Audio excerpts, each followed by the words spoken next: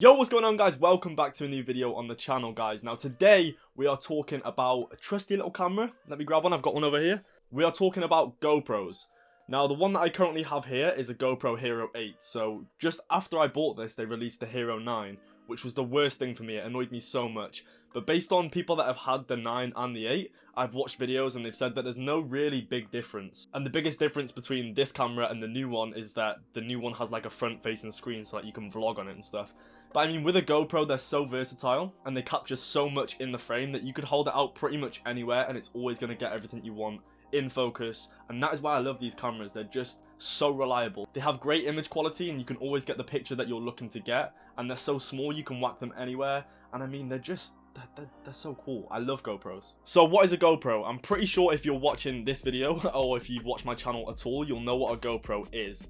They've been around forever. They're used by professionals, by amateurs, and they're just all around a great tool to create good content. They're essentially the quickest and easiest way to get the shot that you want to get. If you don't want to set up a huge camera or you don't have time to do that and dial in all your settings, you can whack this thing on a tripod or you can whack it on a mount. You know, these little things pop down and you can buy so many universal mounts for this thing. You can have it like attached to your head for like a POV view. You can attach it to like a chest mount. You can attach it to a skateboard. Absolutely anything. But I mean, the reason that these are so good is because you can literally just press one button. Here you go. If I hold down this button here now, the camera's already recording, and it's recording in all the settings that I previously dialed in. So 4K, 60 frames a second, and this isn't even the latest GoPro. And yeah, I mean, there's not really much more to say about these things. They're just so versatile. They're basically indestructible as well. Like, I can throw this thing about and it's not really going to get damaged. The case on it is so tactile. The fact that these things are waterproof as well is just insane. Not every single GoPro is waterproof. Don't quote me on this one. I should have done my research, but I'm pretty sure every GoPro after Hero 4, so the Hero 5 onwards, is waterproof straight out of the box. If not, I mean, you can pick up a waterproof case for any GoPro for literally under 30 quid. Another reason that people use these GoPros all the time is not only because they're super small and easy to use, but it's because they have a great image quality. You can get 4K shots at 60 frames a second for under £300. I'm pretty sure that's what these GoPros are going for these days. They also have the best image stabilization I've seen in a camera that size, or in a camera full stop. I think what they call their new stabilization system is Hypersmooth. And it's absolutely insane. And even if you didn't want to use that, GoPro actually offer a software that you can purchase that can stabilize your footage even better. And I've had a little look at that and it looks insane. If you're to stick one of these GoPros onto a drone, which a lot of people do, it's best to have no stabilization on. And then although the camera's a little bit shaky, you can whack it into this software and it's made for GoPro and it just stabilizes it and makes it look insane. It's so good.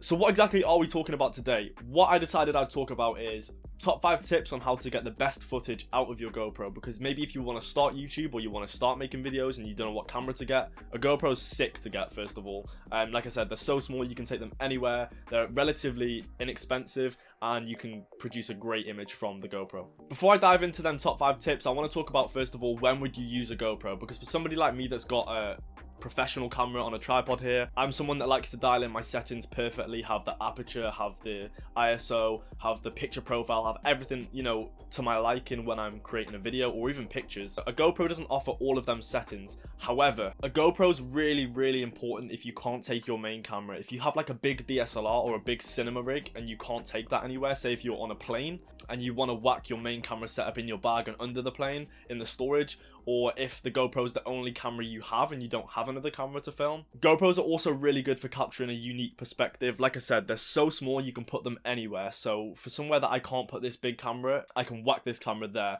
GoPros are also insane for underwater shots. That's what most professionals, or YouTubers should I say, use for underwater shots. You can obviously get big housing for your main cameras to go underwater with, but these things, you literally just turn it on and it's waterproof. You can just go underwater. It's sick. In the last video, I'm pretty sure I talked about putting lighting on, and I haven't done it this video, so that's annoying.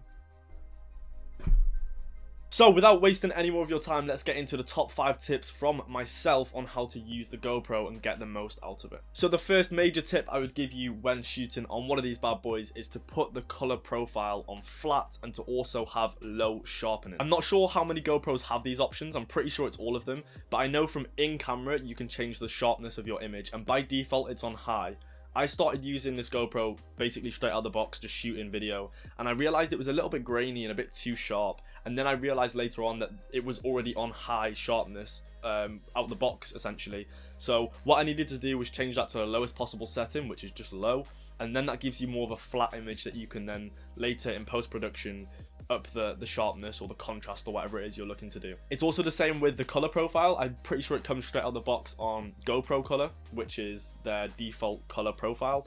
You can change it to I think two other different things. The one that I keep it on is flat, and I'm pretty sure all of these YouTubers that you watch doing these cool cinematic travel videos with the GoPro, they all shoot on flat as well, because when they get to post-production, they like to have the most flexibility to be able to color their image how they want it to look. If you already have the GoPro on the normal default color profile, then you're trying to slap LUTs on it in post-production and up the sharpness and contrast, it's going to look awful. So make sure you change them straight away and you'll be good to go. So the second major tip for you guys, this actually depends on the shot that you're trying to get. Now, if you want to get so much in your frame and you want to make it look like a fisheye lens, or you want to make it look like a GoPro, then this is fine, because by default, again, I'm pretty sure it comes out the box on like a standard GoPro lens, which is like, although it's such a small camera, like if I was to shoot here now, this camera would be able to like capture everything that's like all around me because it has like a wide angle. However, what that does then have is a fisheye effect, and then it also like warps the edges, and it's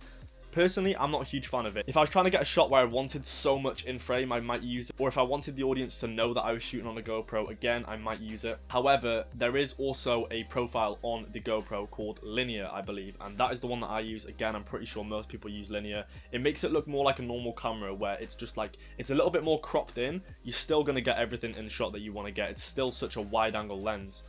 But it just doesn't give you that warping around the edges of the camera. So make sure you go in and change it to linear as soon as possible, if that's what you're looking for. If you want it to look like a normal camera or blend in with the rest of your shots, if you're using multiple cameras, linear is the one for you.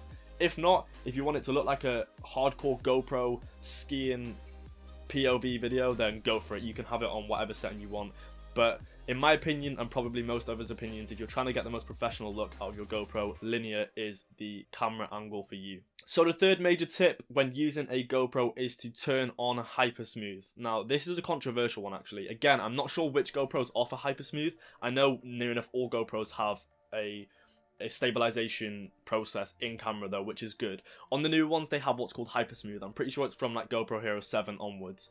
And if you're going to get a GoPro, if you don't already have one, I would recommend getting the 7, 8 or 9, because they're so relatively inexpensive anyway, and it's worth paying the extra, you know, whatever it is, just for one of these bad boys. If you already have one of the older GoPros, it's worth having a look to see what stabilization options there are available in your camera. However, I'm pretty sure they're all brilliant with stabilization anyway. When I had the GoPro Hero 5, I had no issues.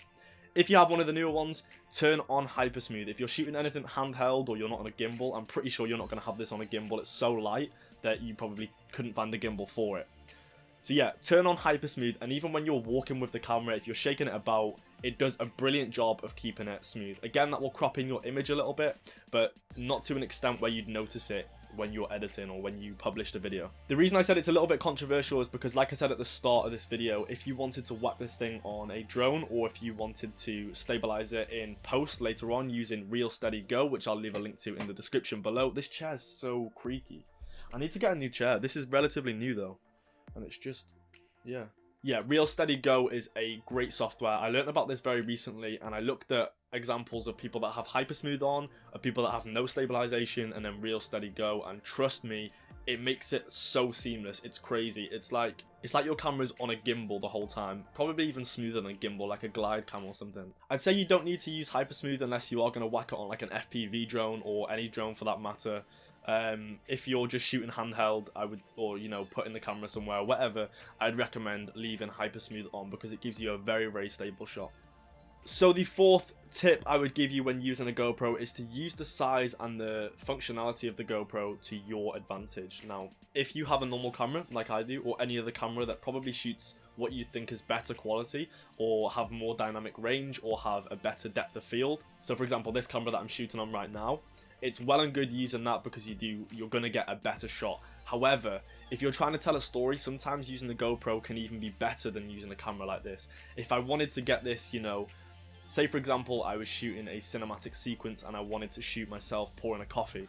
That's just a prime example. I know a lot of YouTubers like coffee, and I know a lot of people film these cool cinematic sequences of them pouring coffee. But this is where this would come in handy. Instead of just shooting yourself, you know, pouring the coffee as normal, get creative with it. Use the size of this camera and the functionality. Like I said, it's completely waterproof.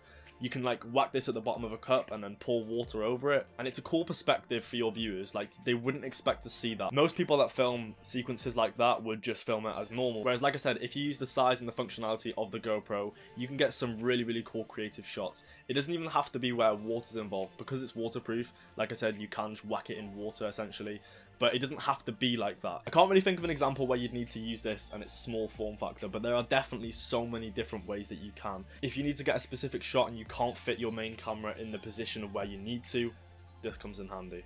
Like I said in my previous videos, I'm not a very good teacher, especially at stuff like this, but get creative with it. I'm pretty sure that you guys can come up with some cool ways to capture some great shots with a GoPro. The final tip that I would give you is essentially nothing to do with the GoPro. It's more post-production. If you take on board the tips that I gave you at the start, where you have a flat color profile and you also have low sharpening in the camera, that will give you so much flexibility to be able to color grade your image after you've created it, after you've recorded it.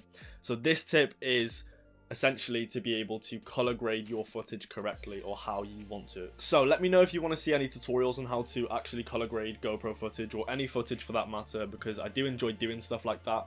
I'm not going to go into too much detail in this video. There are so many videos out there. If you didn't want to request me to do one, you can go and see loads. There are so many people that have created how to color grade GoPro footage, and there's so many more videos out there on that. But I think it's definitely important, if you have the flat color profile and low sharpening, straight out of the GoPro, your footage isn't going to look perfect. You're going to have to at least color correct the footage before you upload it somewhere, in my opinion anyway. And to get the image that you want out of the GoPro, it's definitely important. Anyway, I'm not sure how this video turned out, guys. I'm not, like I said, a huge fan of doing these videos where I sit down and talk about something, but 2021 is the year. I'm going to try and upload as much as I can. I really want to be out in the field filming and doing some cool projects, but unfortunately for now, that's not possible. So I'm going to try and do my best from here. I've run out of video ideas already, so you know, I don't know what I'm going to film next, but I'm sure we'll think of something.